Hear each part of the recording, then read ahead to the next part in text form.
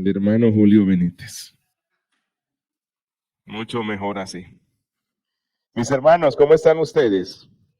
¿Bien? Me alegro mucho y gracias por estar aquí hoy. No deseaba terminar esta introducción a esta asignatura sin compartir con ustedes algo sobre, bueno, ya hemos visto todo lo que tiene que ver con la guerra espiritual, no todo, pero sí lo más esencial. Pero creo que nos hace falta esto y no me deseaba ir sin compartir con ustedes, bueno, cómo nos preparamos para esa guerra, ¿verdad? Y creo que la Biblia es clara sobre ese tema. Por lo tanto, les pido ir a Efesios capítulo 6. Efesios capítulo 6 y vamos a hacer la lectura desde el verso 13 al verso 20.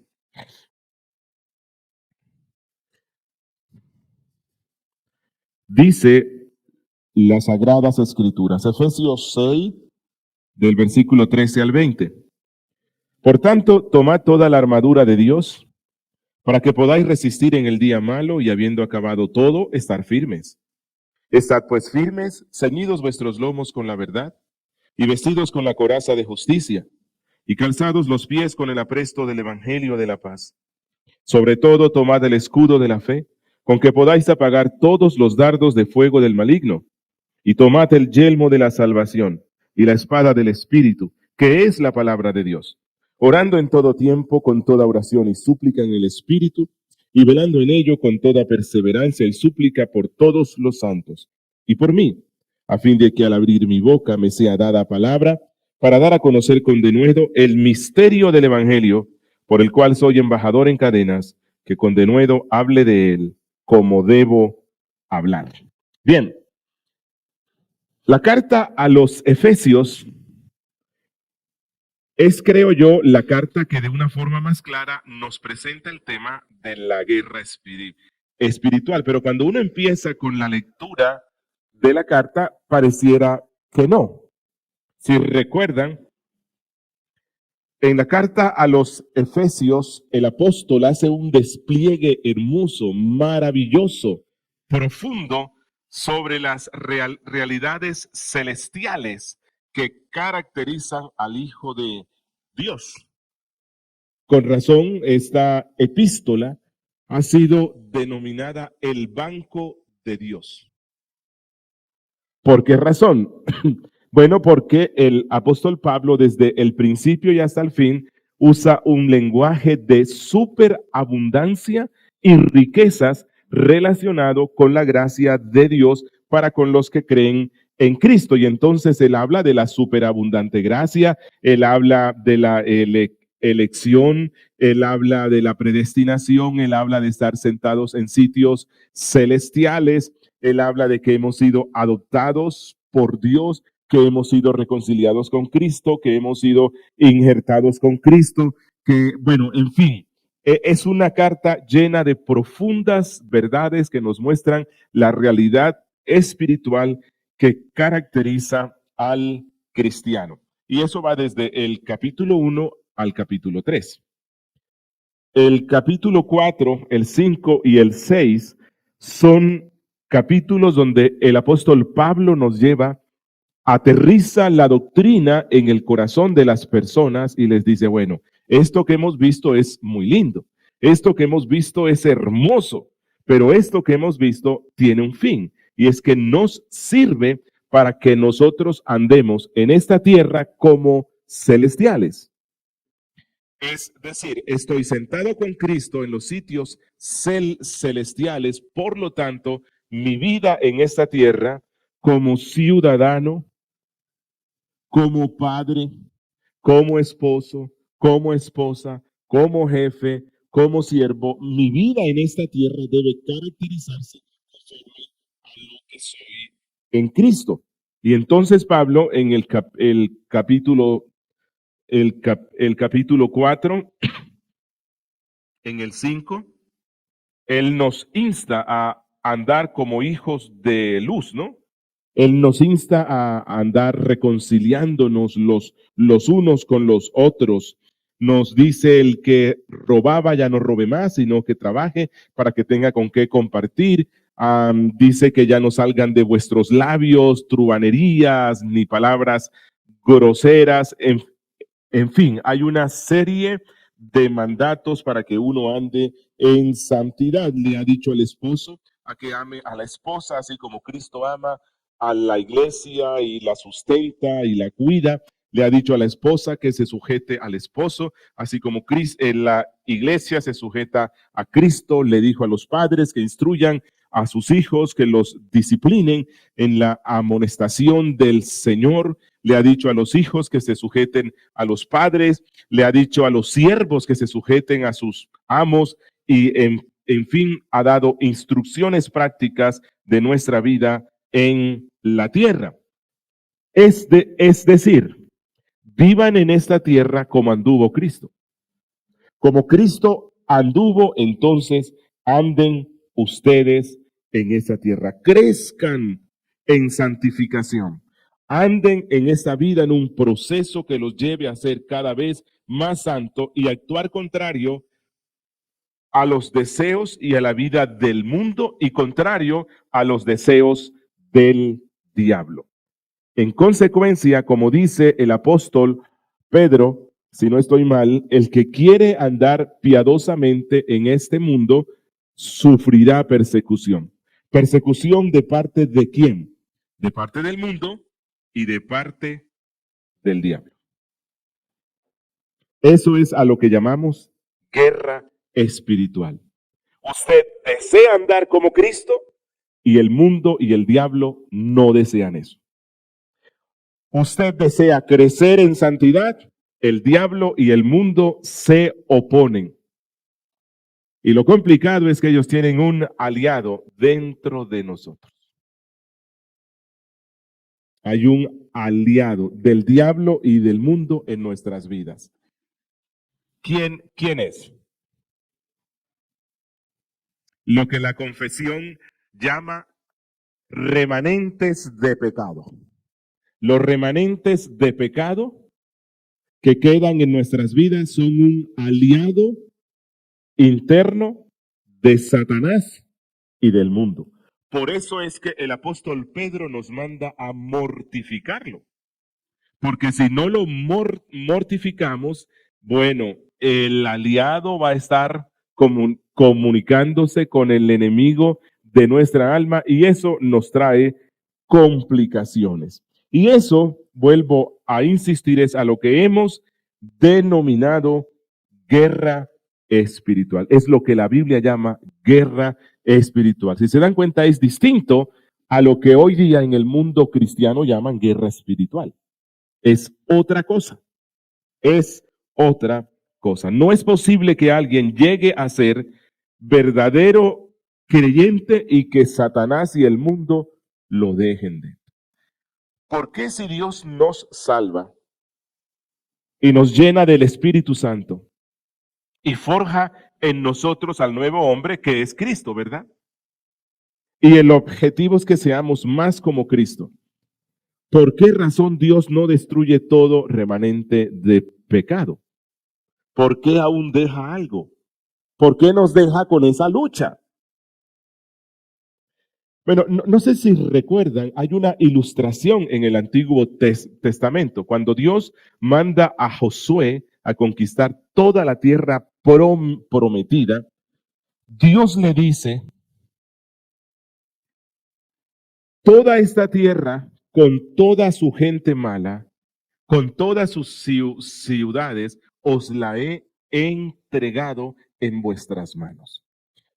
Dios de entrada le dice, la victoria es vuestra.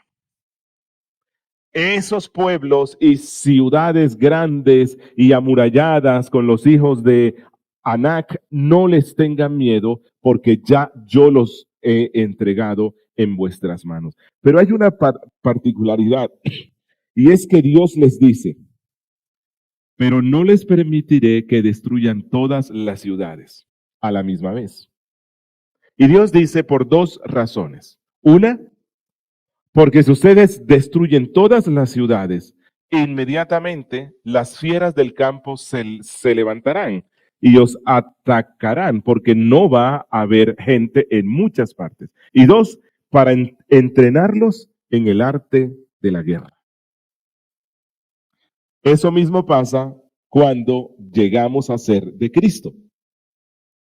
Dios, por el Espíritu Santo, en el momento de la regeneración, en el momento de la conversión, en el momento de la justificación, Dios destruye el poder del pecado en nuestras vidas. Eso es a lo que denominamos santificación inicial. Dios destruye el poder del pecado en nuestras vidas, pero no termina con todo el pecado en nuestras vidas. Deja algunas ciudades de los cananeos para que nos entrenemos en el arte de la guerra. ¿Cuál guerra? De la que ya hemos visto. La mortificación de nuestro pecado interno, que es usado por el mundo y por el diablo para impedir que lleguemos a ser como Dios quiere que seamos. Así que todo creyente, todo aquel que ha nacido de nuevo, es reclutado para el ejército de Cristo. Y se convierte inmediatamente en un soldado de Cristo. Y se convierte en objetivo del diablo, del mundo y de la carne. Esa es la razón por la cual Pablo concluye su epístola diciéndole a los cristianos que tomen toda la armadura espiritual que les permita salir victoriosos de esta guerra. Que nuestro caminar en el mundo sea bueno y que nuestro fin en este mundo sea bueno. Recuerden, sin guerra espiritual no hay vida cristiana. Sin guerra espiritual no hay vida cristiana. Y esa es la razón por la cual Pablo, cuando empieza esta sección, en el verso 10 dice, 6:10. Por lo demás, hermanos míos, fortaleceos en el Señor y en el poder de su fuerza, porque estamos en una guerra. Para ser el esposo que Dios quiere que seamos, estamos en una guerra. O les pregunto a los hermanos aquí que son casados, ¿ha sido fácil amar a su esposa como Cristo ama a la iglesia? No, no, no. ¿Ha sido fácil, como dice allí, estar dispuesto a dar mi vida por mi esposa? No. Esposas, ¿ha sido fácil sujetarse a un esposo que no todas las decisiones que él toma son muy acertadas? Como alguien dijo, luego de la caída, la cabeza que pone Dios que gobierne a la mujer es una cabeza medio loca, porque el pecado nos distorsiona la realidad. No es fácil, es una guerra contra nuestro pecado, contra el diablo y contra el mundo. Y cuando nos damos cuenta de lo difícil que es conducirnos en una vida cristiana, tendemos a desanimarnos. Y esa es la razón por la cual Pablo dice, por lo demás, hermanos míos, fortaleceos en el Señor y en el poder de su fuerza, porque vemos muchos obstáculos. ¿Cuál es el remedio? Es superar, vencer el temor paralizante a través del valor y de la fuerza que recibimos de nuestro Señor Jesucristo. Eso es lo que dice el apóstol Pablo, que el buen final de la batalla de la vida cristiana depende del poder y de la fuerza que vienen de Dios. Nosotros no tenemos ninguna. Necesitamos de una gracia especial. Y así como Dios le dijo a Josué y al pueblo de Israel, he entregado las ciudades en vuestras manos, pero tienen que ir a la guerra, ¿no? Hay algunos que dicen, no, pero esto es como una contradicción. Si lo hizo Cristo, ya lo hizo Dios, yo no tengo que hacer nada. No, Dios no nos pone las cosas de esa manera. La historia bíblica nos muestra que Dios nos capacita bajo el poder de la gracia para que seamos responsables. Así que Dios le entregó toda la tierra de Canaán a Israel y por lo tanto dice, vayan y entren allá, posean eso, pero tienen que enfrentarse con el enemigo. Lo mismo pasa con nuestra vida cristiana. Les he dado la victoria en Cristo. Cristo en la cruz ganó la victoria sobre el pecado, sobre la carne, sobre el diablo, sobre el mundo en vuestras vidas. Por lo tanto, deben pelear la batalla. Y es bueno cuando ya uno sabe, cuando uno va a entrar en una guerra y ya uno sabe que la victoria es nuestra.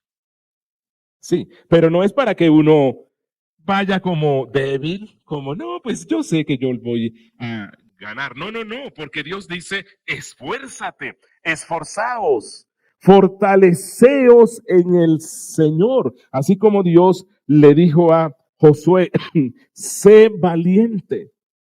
Sé valiente, nuestro capitán, que es Cristo, nos manda a ir y pelear esta guerra. Que Pablo nos dice que no es contra ejércitos humanos. No, no, no, no, no. Es contra fuerzas espirituales de maldad que buscan destruirnos. ¿De qué manera se apropia uno del poder y de la fuerza de Dios? El apóstol Pablo dice en el versículo 11, vestíos de toda la armadura de Dios para que podáis estar firmes contra las acechanzas del malo. ¿Qué se necesita para que seamos victoriosos en nuestra vida cristiana?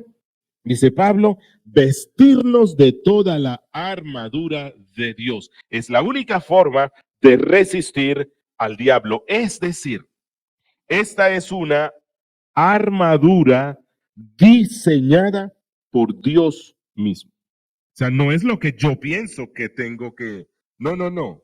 Esto no es una armadura que me la invento yo.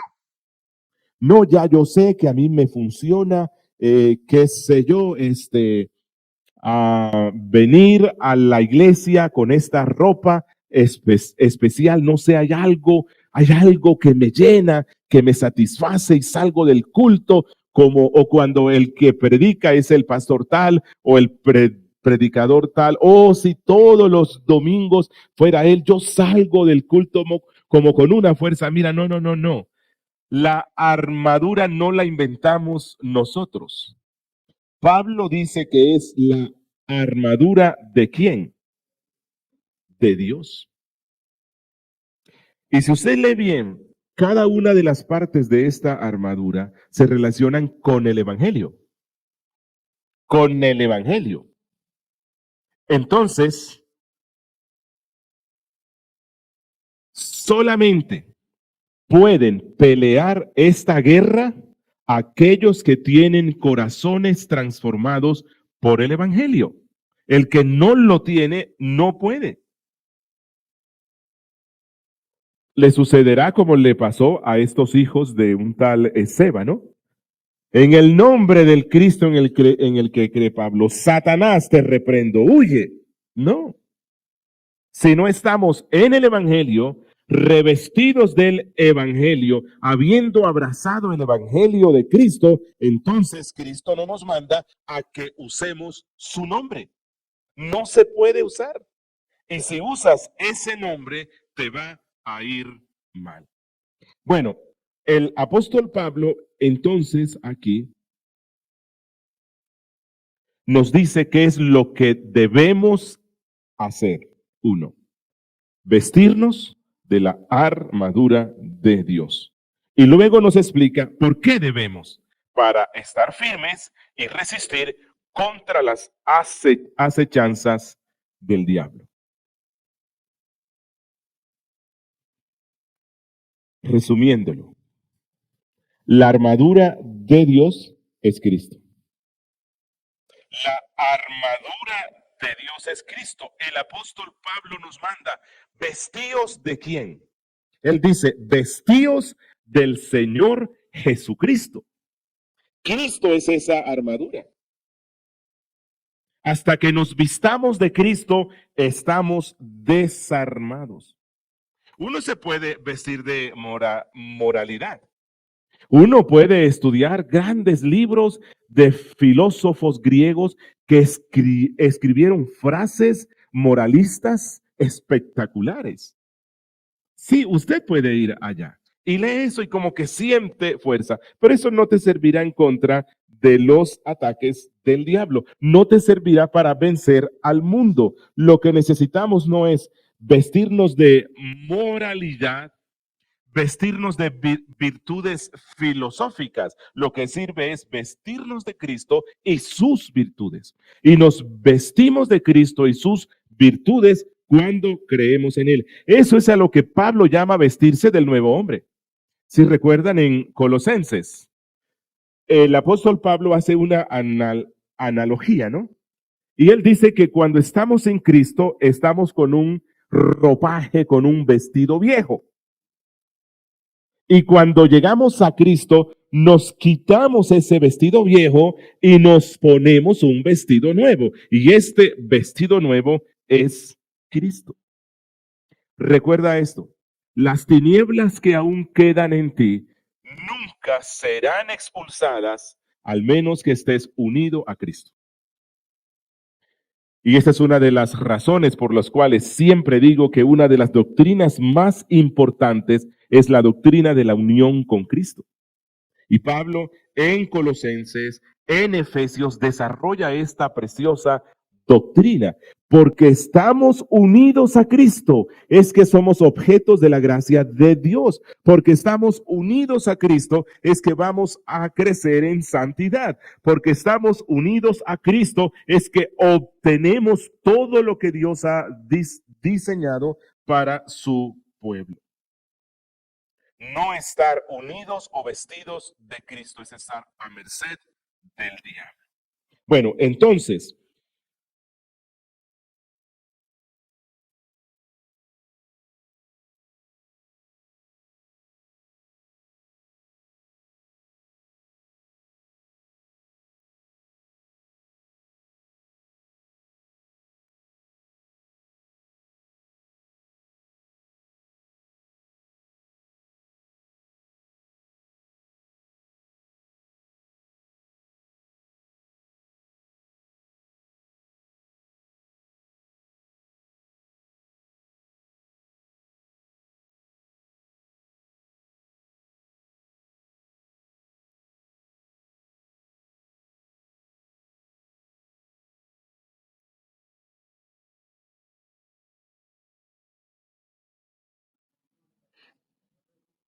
probando eso. No fue por la tos, ¿ve? Bien, el versículo 11 dice, vestíos de toda la armadura, vuelvo a insistir, de Dios. Dios es el que la diseña.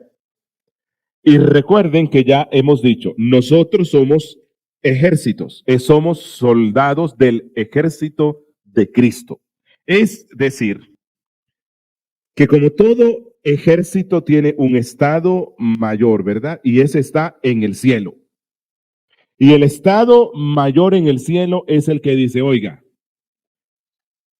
lo que te sirve para esta guerra es esto. Vístelo y entonces te va a ir bien. Es decir, no debemos hacer nada que no nos mande Dios en esta guerra. Porque si nosotros hacemos algo que Dios no nos manda, como eso que se hace hoy, de hacer cultos de guerra espiritual, hay danzas de guerra espiritual. Hay saltos y brincos de guerra espiritual. No, no, no, no. La armadura la da Dios desde el cielo. Desde el cielo Dios dice cómo es que se debe vestir, qué es lo que se debe poner uno. Y no se nos olvide algo. No confiamos porque alguien puede confiar en la armadura de Dios. Nuestra confianza está en el Dios que diseñó la armadura. Si no pasa eso, no nos va a ir bien. Pablo dice en 2 Corintios 10:4 que todas nuestras armas son solamente poderosas en Dios. En Dios. Y como luego vamos a estar viendo cada una de todo lo que forma parte de esta armadura, hay que recordar esto. Cerciórate cuando te la vistas que haya sido hecha por Dios, porque hay imitaciones. Uno puede imitar. Hay muchas imitaciones en el mercado cristiano. Hay una fe que es falsa. ¿Sí? Hay una fe falsa. Eso no te sirve en contra de las acechanzas del diablo. Hay una conversión falsa. Y eso no te sirve en contra de las acechanzas del diablo. Hay una paz que es falsa. Estas cosas no resistirán cuando venga el día malo. En algunos aparentes cristianos, la armadura pareciera ser muy resplandeciente, reluciente, vestida de buenas obras, vestida de autojusticia, pero es una mera falsificación. Y cuando la tentación venga, sucumbe. Y entonces Pablo dice, vístanse de toda. Oiga, esto es algo importante. Porque él dice, vístanse de toda la armadura. Si no nos vestimos completamente de toda, nos va a ir mal. Así que la armadura es completa en varios aspectos. Uno, todos los componentes juntos protegen al cristiano, su alma y su cuerpo, de los ataques del diablo y los ataques del mundo. No podemos dejar de usar ninguna parte de esta armadura, porque si hay algo que queda al descubierto, por allí el diablo nos lanza sus dardos. Si protegemos, por decir así, el ojo con la armadura de Dios, pero descuidamos el oído, y el oído queda abierto a conversaciones corruptas, el enemigo por allí hará daño. Recuerda, Eva no protegió sus ojos. Ella no protegió sus ojos. Y un dardo de fuego del diablo entró por los ojos y destruyó y atravesó su corazón. Y la armadura es completa porque cada pieza tiene una función particular. Cada pieza de esta armadura protege contra ataques especiales. El yelmo, por ejemplo, no protege el corazón, así que no lo ponemos allí. El escudo no debe estar donde debe ir la coraza. Esa es la razón por la cual Pedro dice, añadan a la fe virtud, a la virtud conocimiento, al conocimiento dominio propio, al dominio propio paciencia, a la paciencia piedad, a la piedad afecto fraternal y al afecto fraternal, dice Pedro, amor. Es decir, póngase toda la armadura y póngasela en el sitio correcto. ¿Por qué razón? El adversario de nuestras almas es un experto. Miren, él decide cuándo tentar. El diablo sabe la lección que nos dice Eclesiastés. Todo tiene su tiempo. Y el diablo calcula bien cuál es el tiempo. ¿Recuerdan a David cómo lo tentó Satanás? ¿Cuándo lo tentó él para que caiga en pecado de inmoralidad? Cuando estaba ocioso. Sí. Porque las escrituras dicen que en el tiempo en el cual los reyes iban a la guerra, él no fue a la guerra. Se quedó en la casa disfrutando de unos días de sol muy lindos y el diablo allí lo atacó. Una palabra a tiempo, en el tiempo exacto del diablo, es una tentación fuerte para que uno caiga en el pecado. Cristo nos dice que en el momento en el cual se convierte alguien, cuando alguien es recién convertido, ese es un tiempo perfecto para el diablo tentarlo. Cuando estamos pasando por una gran aflicción, ese es un tiempo que Satanás usa y nos mete la idea, yo no debo ser hijo de Dios, porque los hijos de Dios no pasan por esta clase de aflicciones. Él tentó a Cristo no al principio de los 40 días de ayuno, sino cuando tenía hambre. Cuando tenía hambre, el diablo sabe cuándo atacar. Los momentos de prosperidad.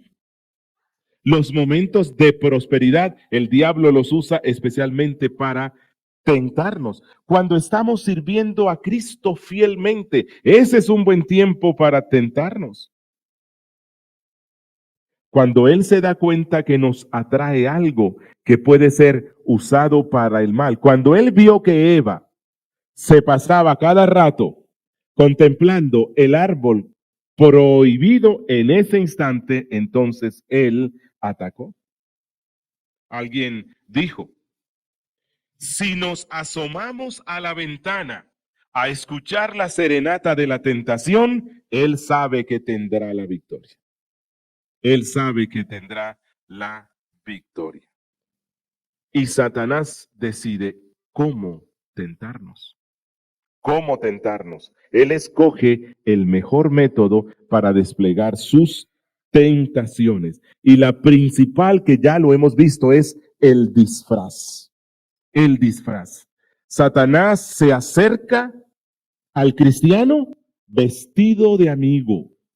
Eso es lo que hace él. Vestido de amigo para que le abramos las puertas. Y usa a los suyos que están dentro del cristianismo, a los falsos maestros, para que poco a poco nos conduzcan a la mundanalidad. Y lo he visto eso, y lo he visto en nuestra propia congregación, cómo el diablo ha usado a falsos cristianos dentro de la iglesia que tienen una facilidad impresionante para hacer amigos. Y luego los conducen hacia la mundanalidad. Algo más. El diablo es experto en espiarnos. Él investiga cuáles son nuestras tendencias. Investiga cuáles son nuestros sentimientos, cuáles son nuestros planes y entonces por allí nos tienta. Y algo más. Tan astuto es que el diablo al principio no nos pide mucho. Él no nos pide que cedamos mucho porque él sabe que eso nos va a dar miedo, ¿verdad? Él no nos pide al principio que caigamos en pecados escandalosos. No, simplemente usted prende el televisor, va a Netflix, van a presentar una serie de la historia de Roma. ¿Qué de malo tiene eso? Pero usted empieza a ver la serie y lo primero que le muestran son desnudos. Porque eso es algo que hace Netflix. Ya no se puede ver nada allí. Pero ¿qué de malo tiene verlo? Yo no lo estoy viendo aquí en vivo, ¿verdad? Y además voy a aprender de Roma. Sí, pero te están mostrando personas desnudas. Al principio no te pide poco, porque él sabe que te vas a asustar, pero luego te pide más y más. Y algo más. Cuando el diablo se da cuenta que no cediste a la primera tentación, enviará otra. Y enviará otra y enviará otra. Fue lo que hizo con Cristo. Él no lo tentó solo una vez. Frecuentemente Él quiere vernos caer. Y cuando se ve derrotado, no se da por vencido. Nunca, nunca. Él va a ser resistido, como la Biblia dice, huirá de nosotros, pero luego vendrá con 7 espíritus peores. Luego Él va a hacer esto. Esa es la razón por la cual el apóstol Pablo dice, vístanse de la armadura de Dios. Y esto es lo que vamos a estar viendo en el resto del tiempo que nos queda, cada una de las partes de esta armadura. Pero antes vamos a tomar un breve descanso. Pero antes del descanso, no sé qué inquietud haya hasta este punto. Preguntas. Sí, hermano.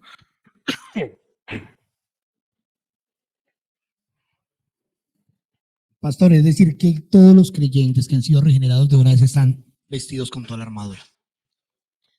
El creer en el Señor, al creer en Cristo, ya está puesta esa armadura. Pero cuando Pablo dice, vístansela, es porque cada día tenemos que fortalecer esas gracias en nuestras vidas, usando los medios de gracia.